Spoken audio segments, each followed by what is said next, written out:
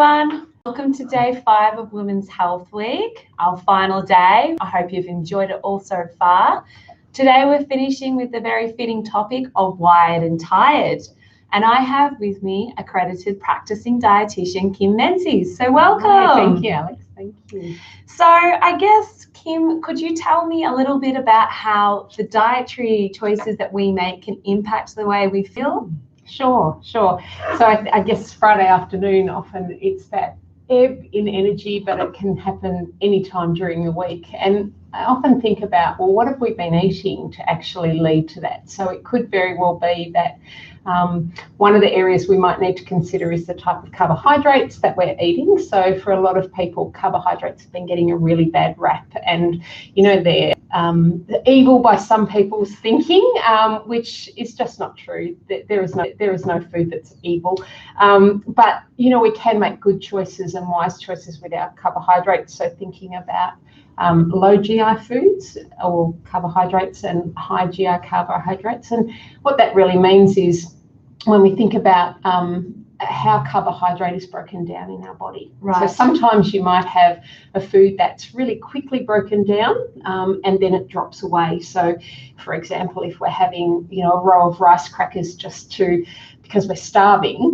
that will quickly enter our bloodstream. Yep. And then drop away, and then we feel really tired. Whereas we might have a lower GI food where the response of the breakdown of that energy into the bloodstream just is more slow and more makes us feel full for longer. So an example of that would be maybe oats. But there are lots of low GI foods that don't just have to be cereal grains, although other cereals that might be low GI would be something like quinoa. Barley has a great low GI rating. And then we have fruits that are low GI, so apples, pears, oranges are low GI, whereas something like watermelon or more of your tropical fruits often have that higher GI rating. Okay. So you might also have different things like your vegetables, dairy products that have a low GI rating. So things like sugar or lollies often have that high GI rating, and part of that is because there's not lots of protein present, or there's not lots of fibre, and right. So the body's not able to, doesn't need to process it with much there. Yeah. So looking at low GI foods over, or carbohydrate foods over higher GI, is a really great way to think about how am I going, and to keep your energy going for longer. Spot on. So thinking about breakfast, you might have oats for breakfast. Yep. And find that, my hunger really doesn't peak until maybe 11 or 12 o'clock. Whereas if I have a bowl of cornflakes or rice bubbles, I'm hungry by 9 o'clock. Yep. The high spike. Yeah. Yeah. Well and truly. Another thing that I've noticed with a lot of the clients that I work with, they are trying to lose weight. Yep. And so for a lot of them, they will just actually not be eating enough food during the day. Mm-hmm. And so they get to that sort of 3 o'clock, or sometimes it's actually after dinner, and they find they're still ravenous, and it's like, oh, I'm so tired, or I'm really hungry.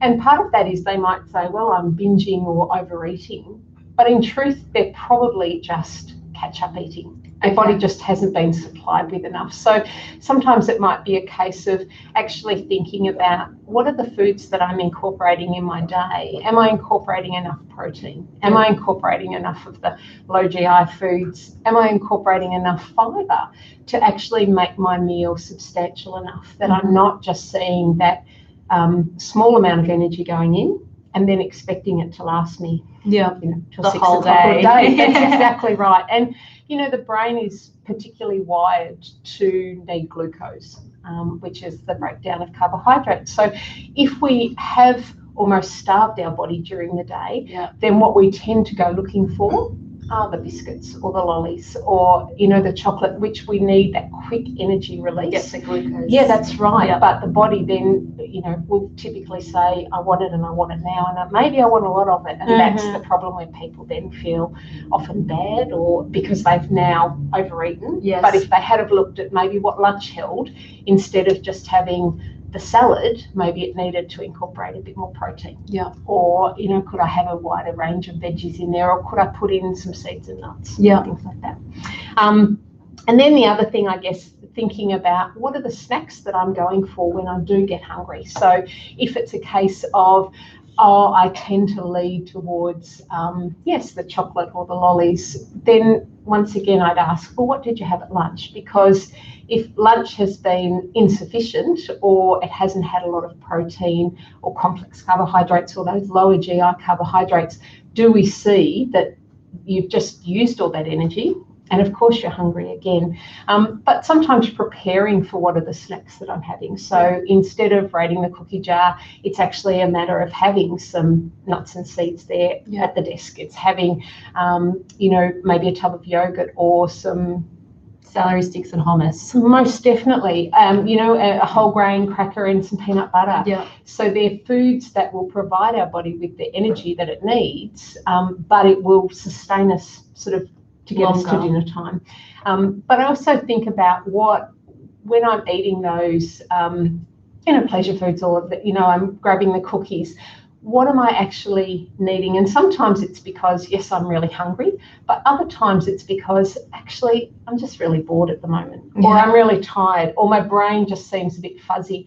And so sometimes I suggest to people that maybe it's to think about asking that question, what do I need now? Yeah. So just before I go for the biscuit, actually, what do I need? And sometimes it might just be, actually, I need some fresh air. Mm-hmm. And so would it be better to go outside and get some fresh air and feel more alive?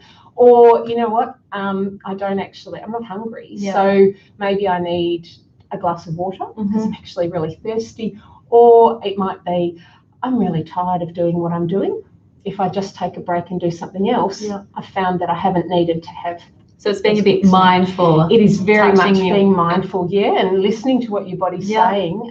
I think that's really key. Yeah, definitely. Yeah, perfect. Yeah. And so in our annual survey, we heard from women reported that 43% of them drink alcohol daily or at least weekly. So on that statistic, Kim, could you please explain, is alcohol or caffeine for that matter being used as a pick-me-up? Yeah, I think it is often, very much so. I think for some people it's actually asking, do I drink? And there's actually nothing wrong with having a glass of alcohol or having a cup of coffee. But just asking, am I using this as a means of providing me the energy, or am I needing this to actually get me through? Because if the answer is yes, then sometimes that just creates more of that habitual response. And so it's then saying, well, I have to have this in order to get through.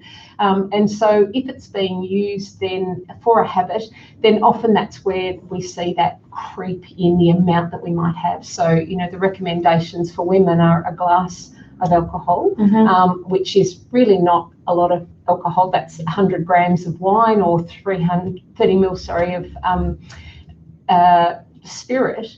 That's not a lot to be having, and the recommendation is to have 2 alcohol-free days a week. So then when we think about how much am I actually having, sometimes it can be, I'm now using this as a pick-me-up. But once again, or even sometimes as self-care, and yet we know that then I guess the flip side of that is it's actually not serving us super well. And so what could I do? And maybe there's something that I could actually ask about, do I need a little bit more self-care?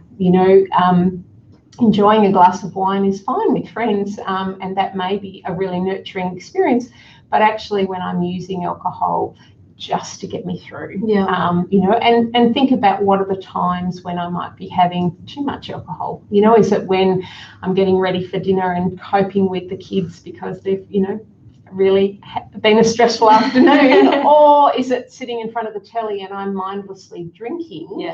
Am I then taking on, just more than I need? And what started out pleasurable is now leading to something that's, not fantastic for me. And I think the same with coffee. For some people, they actually will use coffee as that pick-me-up. And we know caffeine can do that for us. But when we're having too much of it, that's when we can get into the point of actually it might be a problem that I'm not having enough of other things. So, I hit the afternoon and I feel like, I just need a coffee. Once again, asking, what do I actually really need right now? And it might be, I need some nuts and Yeah. that would serve me better than maybe just that pickup where I might see that brace of energy, Yeah. but then the drop off. So being mindful of how we're using alcohol. Yeah. Do I need this? And if the answer is honestly, I don't think I can get through without it, then asking, is this actually serving me really well? Yeah. Yeah. Perfect. Thank you. You're welcome. On our daily content today too, we also have a fantastic quiz where you can go and test your knowledge on alcohol too. We also have a fantastic recipe on there for busy women. It's easy to prepare and really nutritious, as well as an article on there about snacking versus grazing and what's the difference. So thank you for joining us today. Thank you everyone for tuning into our last live video. I hope you've had a fabulous Women's Health Week, and we look forward to speaking to you again soon. Thank you very much. Goodbye.